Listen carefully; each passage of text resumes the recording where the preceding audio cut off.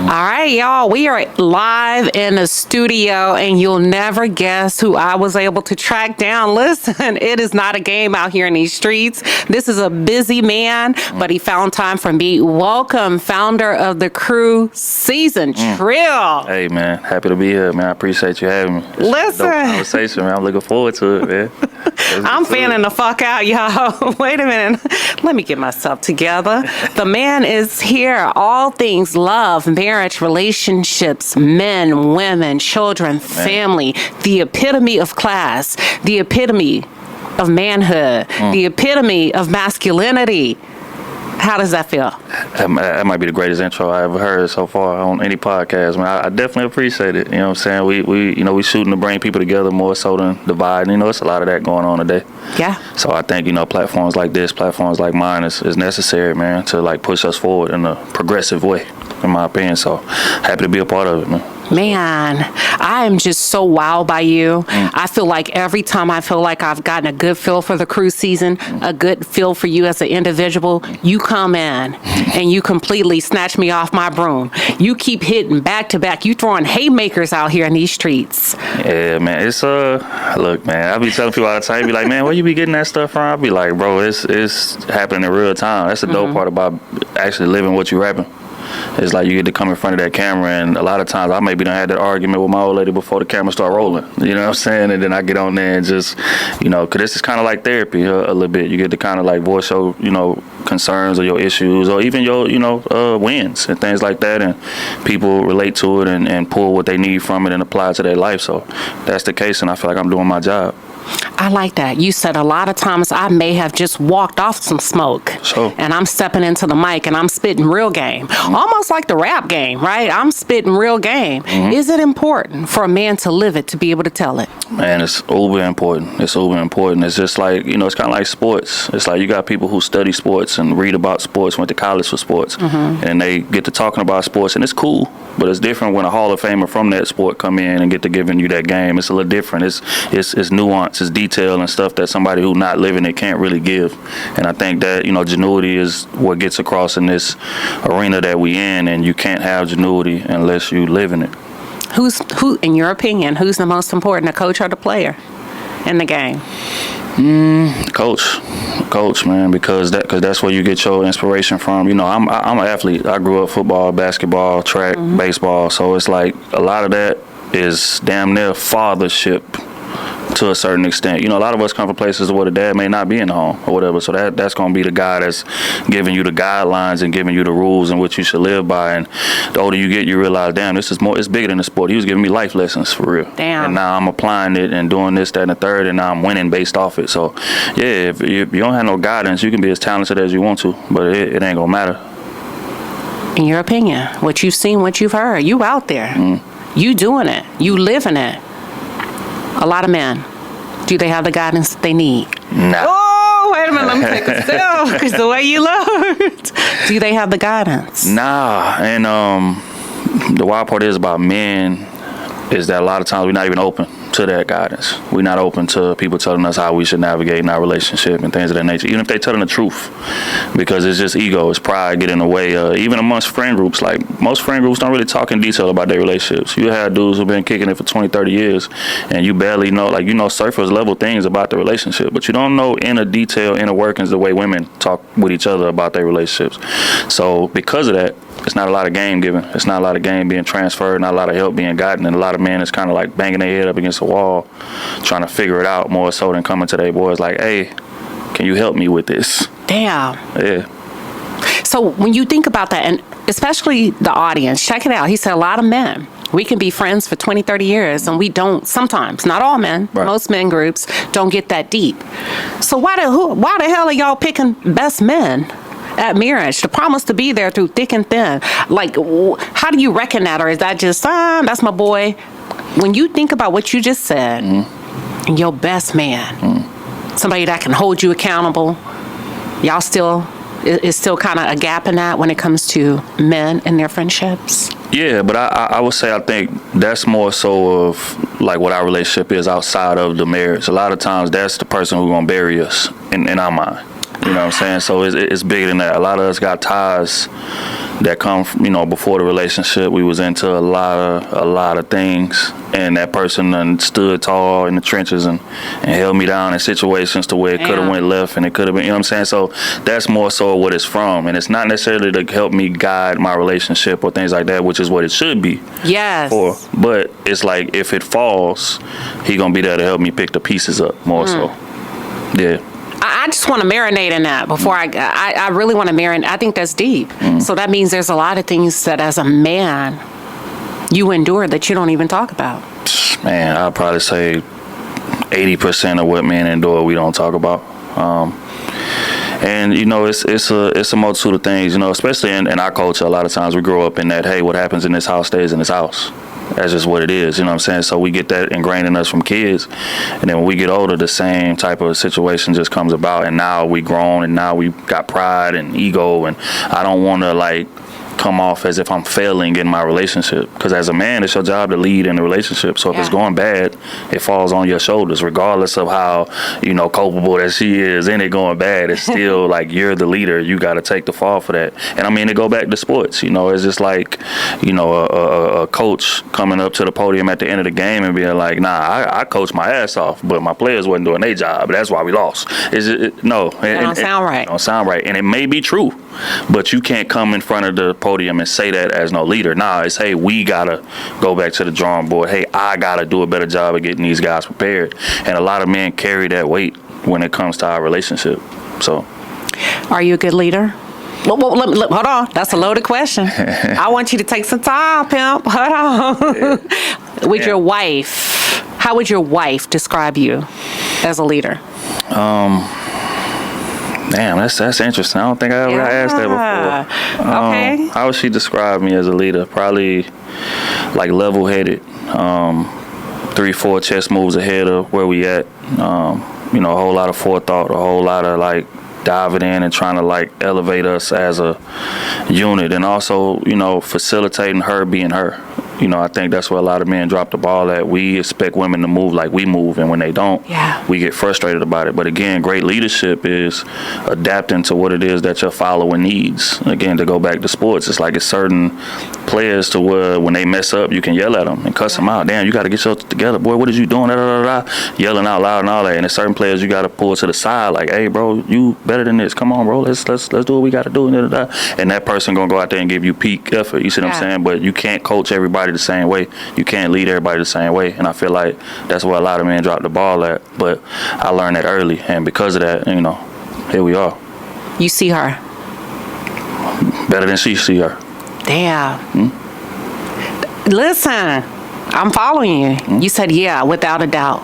Without a doubt. Let me ask you this. I jokingly, my husband I feel like he loves to make a lot of noise in the house. I don't know if that's just like childhood boy shit. Even if he's helping and I'm sleeping, pots and pans, banging. Do you make a lot of noise? I'm going somewhere with this. Nah. But again, I understand why because our natural instinct is just to do. But again, after a while, especially if your old lady complained about it or something like that, and then being understanding of her situation or her schedule or whatever, because she may be, went to sleep late or something like that, so she got to sleep in. So it's like, okay, I got to be cognizant of that when I'm up and moving around and doing things. So I want to let her get her rest. We got a daughter, so it's like if she come home super, super tired, and it's like, okay, come on, kids, let's go. And give mommy some time to rest, and you know what I'm saying. So it's being cognizant of that. But I understand the natural urge to just do, because that's just how men operate. We just do. You just do. Yeah. Man, you just do. I feel like you wear it very well. That don't mean you carry it well. You wear it well. You seem to carry it well. And when I look at you and I see you and I watch you go from show to show, the highs, the lows, the fandom, the people cheering from you. When the lights go off and it's just Trill in that hotel room, what's going through your mind? Man, keeping the ship afloat. What does that mean? What comes with leadership a lot of times is it's a lot of people depending on you. And it may be family, it may be friends, it's your old lady, it's your kids, it's your business, it's whatever the case may be, and you got your hand in a lot of things. And a lot of times most men, we live for the 24 hours that we in. based on like trying to keep the ship afloat, because we trying to do a lot of different things at one time. So when I get that piece and when I'm done, like, because don't get me wrong, I can come into these spaces and turn it on and boom, boom, boom, do what I need to do. But after that, it's like, okay, all right, now we got this, we got this, we got that, we got that. Okay, let me make sure she good. Let me make sure bro them good, or something may have happened. I may gotta, take care of something on this end. So it's like it's kind of like plotting and game planning to wake up the next 24 and attack it to try to solve as many, or put out as many fires as we can. You know what I'm saying? So that's the thought process. But the irony is, rarely in that do you get time to like make sure you good. Oh. You know what I'm saying? So I think getting older, I'm kind of getting more in touch with that and trying to be a little bit more intentional as far as like me time. If a woman wanted to make sure her man was good, think about this. What's 3 visible cues that she should or need to be able to pick up on? And take your time. Take your time. I know that's kind of one of those questions that I did. I don't give anybody any questions ahead of time, you all, but I really want him to be thoughtful in his response. Yeah, I think one of them women do well, which is noticing patterns. I think, men move based on our routine. Every man is in love with his routine. I think once that routine starts breaking, then it's like, okay, let's dig a little deeper and investigate. Because don't get me wrong, if you come to your man and ask him, he gonna say I'm good, or he gonna say I'm cool. You know what I'm saying? But that's just that go from wiring. A lot of us.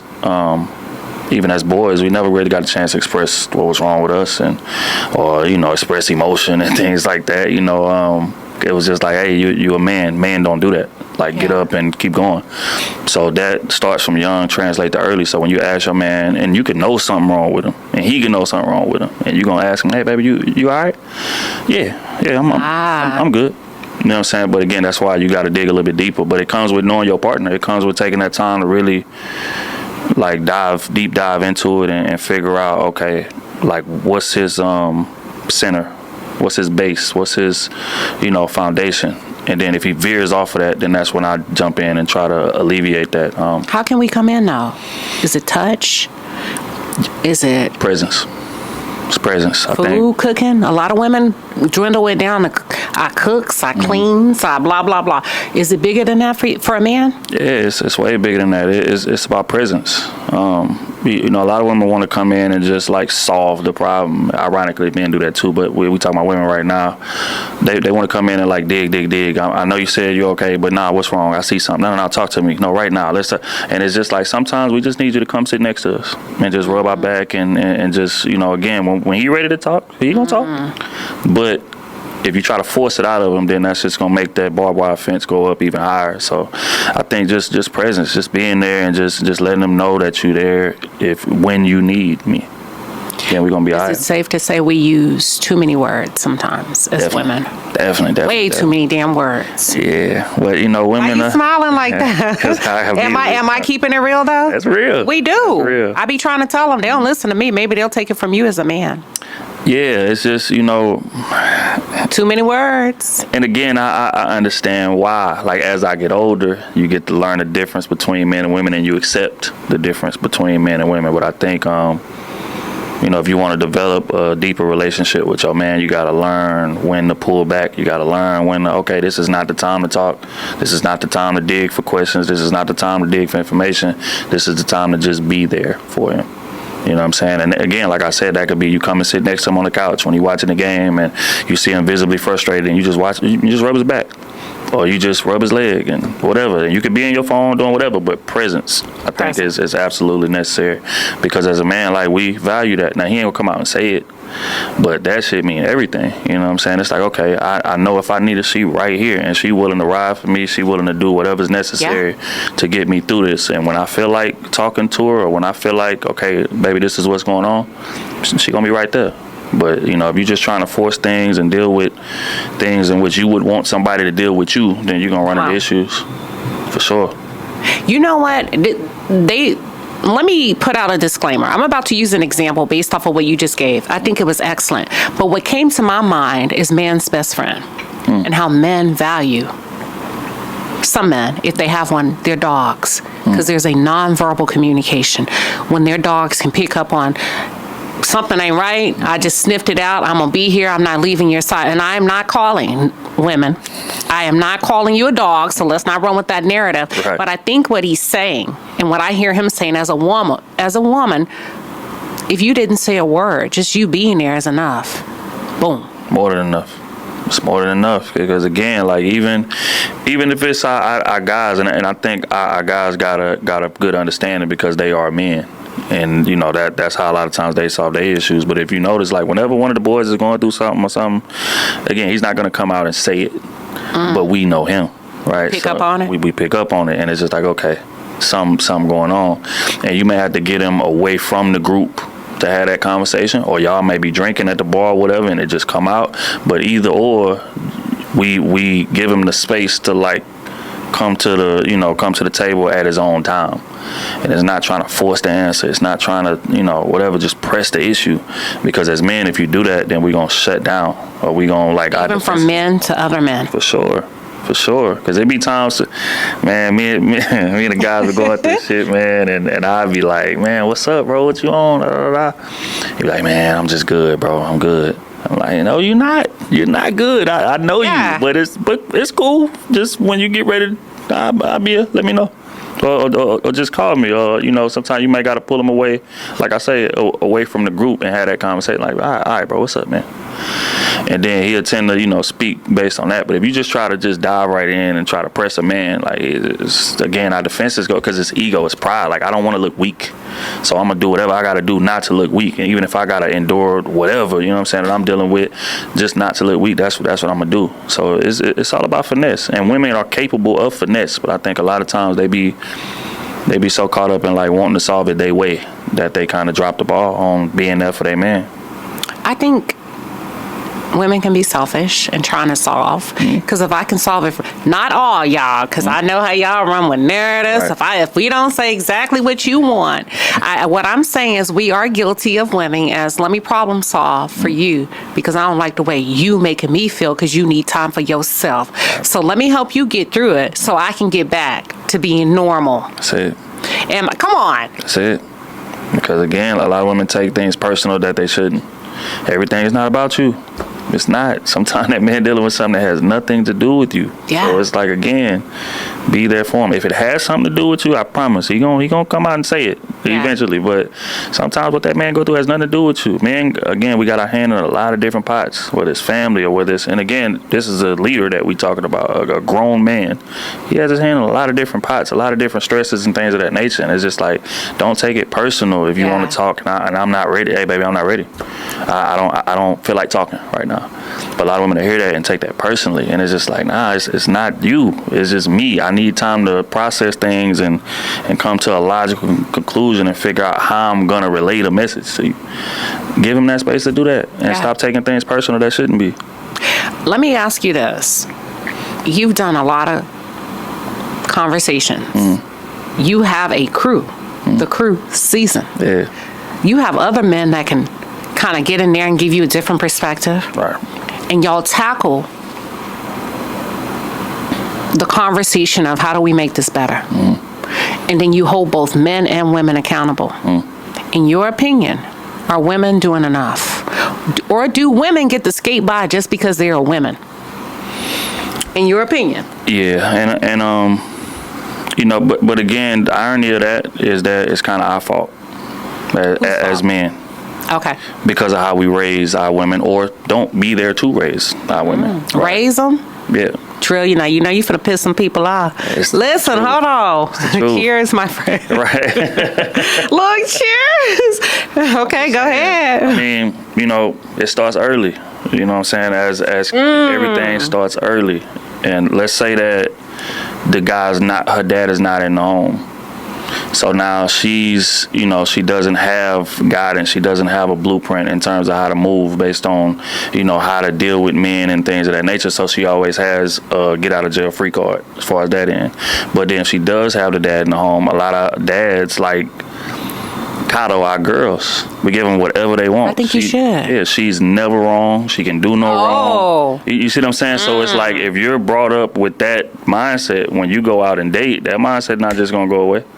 I do no wrong. I'm never wrong. If something's going on, then it has to be the man that I'm dealing with, or it has to be outside circumstances. So I think that right there, like, we kind of program our women not to be accountable, and then when a guy tries to come in and hold her accountable, it's like, what are you doing? I'm never wrong. Yeah. You know what I'm saying? Yeah. So it's that. But, you know, as men, I think we got to adjust that aspect of things. There's nothing wrong with holding women accountable. But, again, you got to have proof while you're doing it. It's just about how you do it. And a lot of men, we try to hold women accountable the way we get held accountable. Because as men, when we young, if you done play Pop Warner football or basketball, you already know. You know what I'm saying? Like, you do something wrong, the coach diving down your throat. It ain't no coddle. It ain't no kid gloves or none of that. So it's like we ingrained to be that way as far as giving out accountability. Are y'all too rough? Definitely. Are men too rough, or are black men too rough? Pause.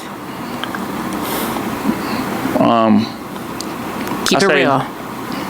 I say men, just Okay. and generally. Okay. Because again, it goes back to, like, people gonna try to administer, I guess, tutelage in the way that we got it.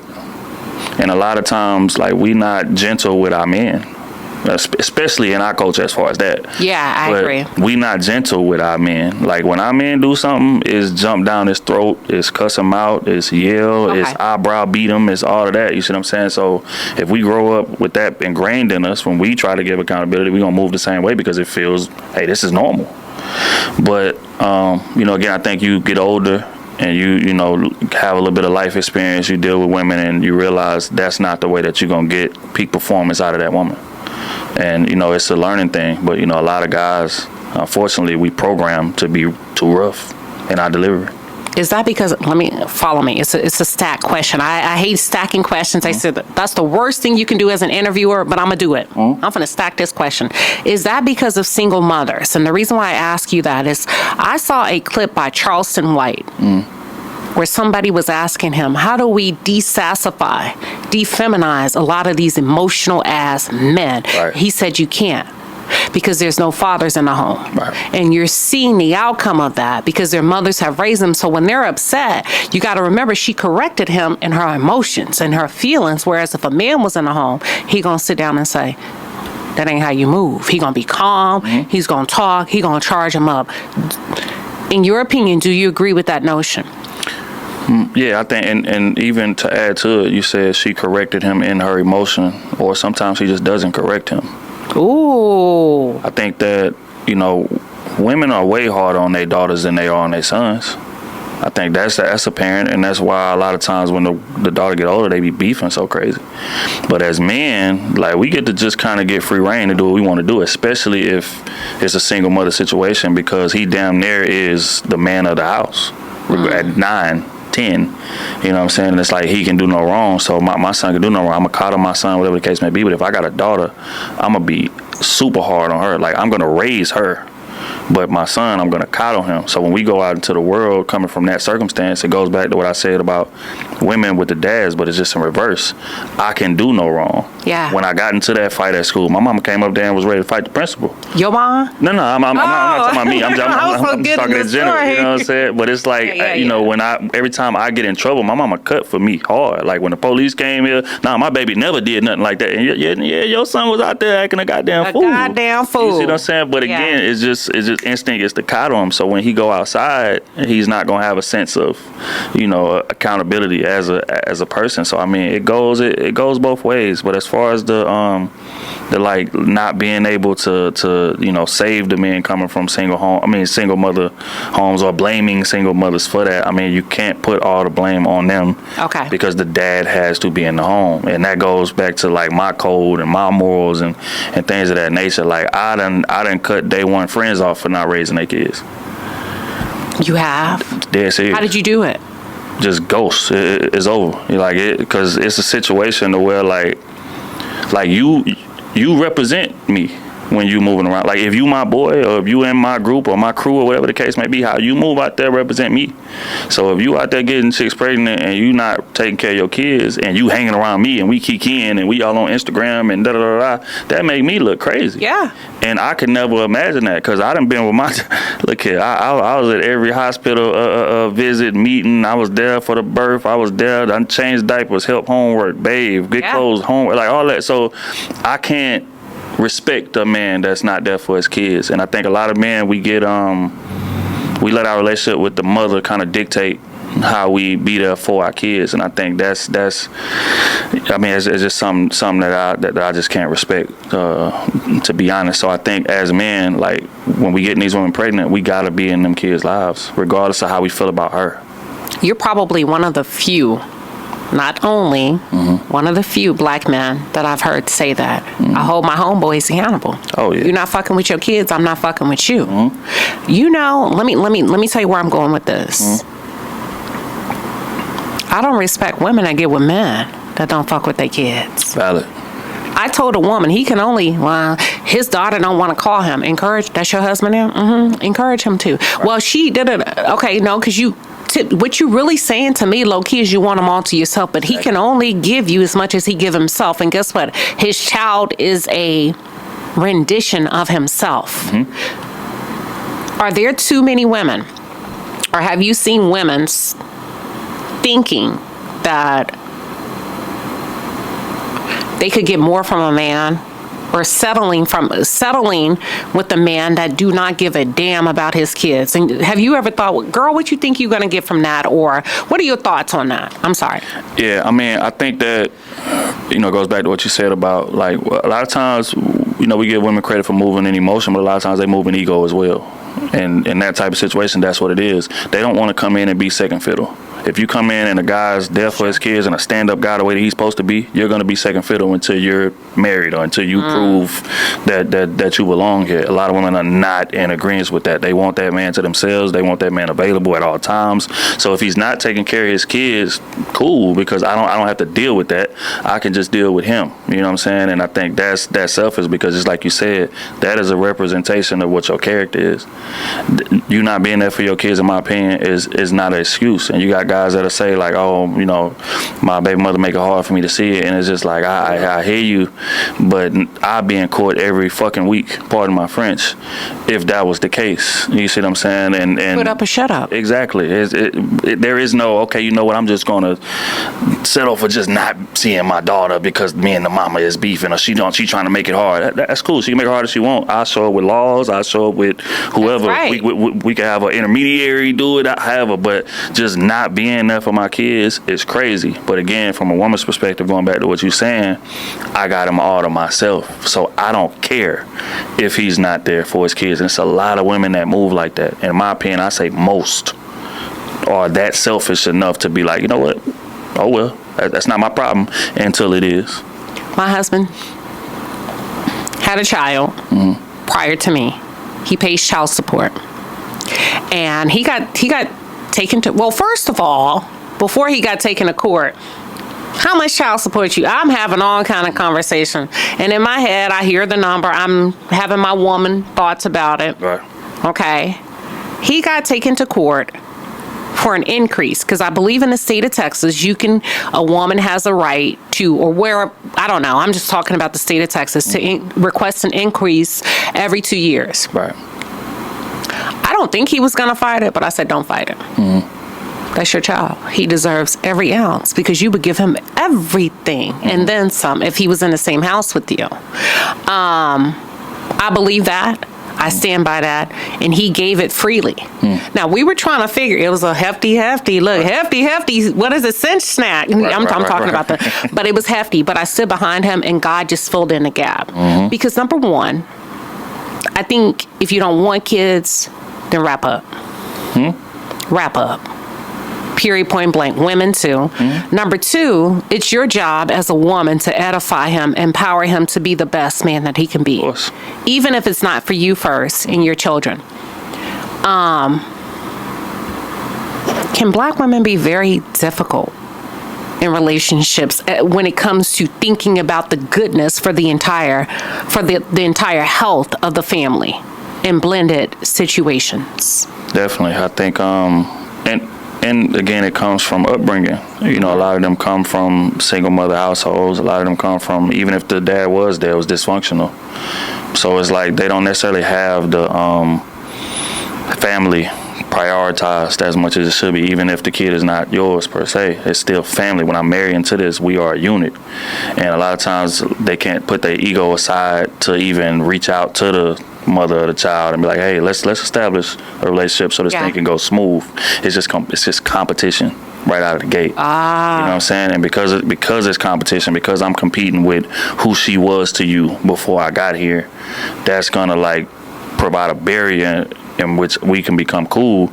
But in reality, if y'all come cool, everything will run, you know, seamlessly, whatever the case may be. But it's so much competition between black women, and that's something that I just could never really wrap my head around, especially in situations like that, because the only person that hurts is the child. Yeah. So now you got the child feeling like, okay, I gotta like choose, so I gotta walk on eggshells, because when it shouldn't be that way. Y'all should be able to be grown adults and come to some type of agreement, like, hey, boom, if we gonna, you know, do drop-offs is this day, 3:00 or whatever. If y'all talk once a week, a couple times a week about the kid, that's cool. But you know, there is no organization like that, because it's so much competition, and the child suffers at the end of the day because of it. You are so easy to talk to. For real, you are so, like, I feel like you are a breath of fresh air as a man. Appreciate that. Number one. As a black man, number two. Father. And I'm sure your wife would say as a husband.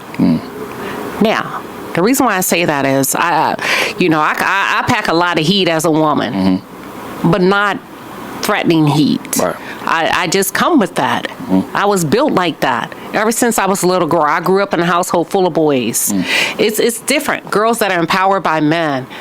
You see the world as your own. And it can be very offensive and intimidating for other men and women when you come from a pack of males. Because you feel like the world is yours. And my first encounter with you, you let me ride on the cruise season. Week after week. He did not know me. This man gave me my first start to kind of a higher level of visibility, exposing myself, utilizing your platform to help me get my game up. Listen, you know, you never made me feel like I was too strong, too masculine, too this, too that as a black woman. Even if I was, you never made me feel that way. Who's responsible for that? Your mom? Like, your demeanor is off the fucking scale. Man, I appreciate that. Yeah, I'm sorry. Pardon my language, y'all. I'm just keeping it real. Like, you are like a breath of fresh air. Man, yeah. I grew up, in a house full of women. You know, my dad was there. My mom, and then I got an older sister, I got a younger sister. So it's like I done been interacting with women all my life, and I go outside and it's the same thing. And my mom's a bit fiery, if we'll just say that. When's her birthday? July 17th. Oh, she a Cancer. Right. Okay, gotcha. So I'm used to dealing with that.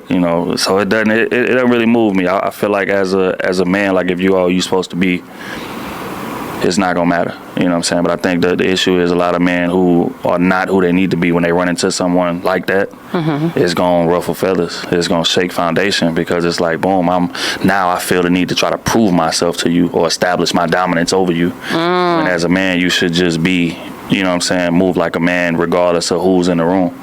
But a lot of men don't move like that. But I think with me, it comes from just lived experience. It comes from again, taking the time to really understand women more so than thinking of them as a utility. And I think that's what a lot of men do. We think of women as utilities, and because of that, we don't get to know them, or we don't get to, because even as fiery as a woman may be, at the end of the day, like her like instincts and urges to be taken care of and to be, protected is still the same. It's just a matter of getting past that barbed wire fence. And, again, the reason for that barbed wire fence being there varies. It may be how she grew up. It may be what she done dealt with, trauma in her life, or past guys, or whatever the case may be. But it's just, as a man, staying the course, getting past that if you really value that woman or you really got love for that woman, and getting to the other side of it. And once you do, those fiery type of women be the dopest women in the world. So again, it was a pleasure having you on the panel. I think that it was necessary. I think that in that space, you know, it's a lot of women who are, you know, in this manosphere space, whatever the case may be, it's a lot of women who are kind of terrified to speak their truth, or terrified to like give their opinion and really stand on it, because there's so many men that's trying to step on them. You know what I'm saying? And they will. In that space. But you wasn't going. You was like, nah, I feel this way, and I don't give a damn who don't agree with it. And I admire that, because I'm the same way. I'm gonna state my opinion. I don't care who disagrees. And you know, if you feel a way about it, get over it. It is what it is. So that's what I respected, strength. And you know, I seen that in you early. Yeah. Thank you. I appreciate it. Like, it was such, I always think about it every time my numbers are climbing. I remember you told me the higher you go, the more hate that comes, and you were spot on. And I'm looking at what you're doing. I'm looking at you all as a collective. I'm looking at you all as fathers, individuals, husbands, and all of that. And I'm like, he was right. Yeah. He told me, but you always told me to keep my cool. And I'm still working on it. Right. Because I will curse your mother. Right. No, I'm just kidding. Right. Yeah. I mean, because at the end of the day, you're a star, so you got to move like that. And I think that's kind of the downfall of social media. If you think back in the day, in terms of celebrities and stars or whatever, there was a bit of mystique there. That you couldn't reach out and text. You know what I'm saying? Like superstars, Michael Jackson. You couldn't like see his thoughts on Twitter, or you couldn't reach out and talk to him on YouTube and be in the comments talking crazy. But it's just, you know, again, I think we got to bring that back. We've been chosen. We done been touched. We done been blessed. Yeah. These followers that we done established is not by coincidence. Yeah. You know what I'm saying? So it's like we got to move according to that. And I be trying to tell the guys that too, and they getting better, because they used to be in the comments arguing with people and going back and forth. And I'm just like, bro, it's pointless. Yeah. You're not gonna change a grown person's mind. However they feel is how they feel. All you can do is get your perspective, and y'all can reach some common ground. Hey, agree to disagree. Because there's plenty of times we've been on the panel we disagree. Yeah. But it doesn't go to disrespect. Fun. Right. It was never any malice from you. I've never, not even just you. It has been some of the. I remember one time I said something. You got out of your chair and your chair spins around. That shit was so funny. Right. And I've never seen you, or nor have I witnessed you give off the type of energy. I'm here to destroy her as a woman, for women, and take this woman down. And this is my part. You've never come with that kind of energy ever. Nah. And I have to salute you for that. Nah, for sure. I mean, it's pointless. I think the goal of that is to give people the chance to get their point of views off, because it's a lot of people watching and somebody's going to relate to that. Yeah. So why would I step on your views? And like if I wanted to just everybody be in line with what I think, I'd just do it myself. Yeah. You know what I'm saying? But if we got we got a panel there, that means it's a bunch of different perspectives, and all of them are valuable. Regardless of how much I may disagree with it, somebody else may be able to pull something from that, apply it to their life, and win because of it. So it's like, I mean, it's just not it's never urge to just flex my ego or nothing like that. I enjoy banter. I enjoy Me too. back and forth. But again, it comes back to confidence. When you believe in who you are and you 100% like grounded in who you are, can't nobody take you off your square. At all. I salute you for everything you're doing. I think you're very safe. There's some, I won't even call myself safe. I'm good at what I do. I don't know if people would feel safe. I am, but I don't know if I exude that. You exude safety. And what I mean by safety, there's some personality types where everybody can feel safe with them. White, black, yellow, brown, woman, man. And you give that. Does that come with the price as a black man? I could see how it would, but for me, not necessarily, because I'm just being myself. Okay. You know what I'm saying? I think a lot of people in these spaces, they feel like they got to put on an image or they got to put on a mask before they turn that camera on. And the dope part about, like I said, being touched, being chosen, is that you could just be you. That's the dope part about watching these videos. I don't watch none of my clips and be like, that's cringy. That's not really me. Yeah. You know what I'm saying? Or if somebody bring up a video to me, it's just like, okay, I stand on what I said, because I believe it the same way today as I do then, because that's how I really feel, or this is like what I'm really living or what I'm really going through. You know what I'm saying? So I think like once that's the case, it's not as much of a burden, because you don't really care. Like, this is how I feel. You're gonna either agree, disagree, or whatever, but my thoughts is my thoughts, and I think if that's the case, then you're gonna be cool. But if you moving and making content to try to please people, good luck. Yeah, good luck. Rough road. Yeah. It's because again, eventually, like if you wear a mask long enough, eventually you're gonna start sweating under it. It's gonna get hot under that mask, and you have to take it off. It will fall off. You know what I'm saying? And then once it do, curtains. So, again, and I've seen a lot of curtains. For sure. Listen, they got out. I call them sprinters. You got out to a hell of a start during. Well, you know what? God bless you on your journey, and that's not hate. Nah. But you have to be authentic. You have to. At some point, you have to wrap it up when you say solution based. Where you going with that? And the cruise season has always been solution based. On the road, separated apart, collective as a group. You said, where are we going with this? Because we're not just getting up on here. You remember we at one point we was wilding out. You had a a HR meeting with us. Shit, hold up now. Right. That was so funny, but I respected it. Yeah. You know what I'm saying? We've had some hot moments. So I really hope you come back. Definitely. Listen, as a middle-aged woman, I am happy to come near. I can hold my own. Right. But if not, I know you're going to do well. One final question. What's your daughter's first name? I think I know it. Kinley? Yeah, Mackenzie. Mackenzie. We call her Kenzie for sure. Yeah. She was lost in the forest. Who you want her to be found by, the man or the bear? who would I want? Oh, shit. The man or the bear? Who you picking? How old is she? 5. The man or the bear? Damn. You can't pick the man. Interesting scenario. I mean, again, I would hope that I didn't be done equipped enough to be able to deal with whatever comes. You know what I'm saying? But as far as preference, that's a good guy. Come on now. I'm kind of like the man or the bear.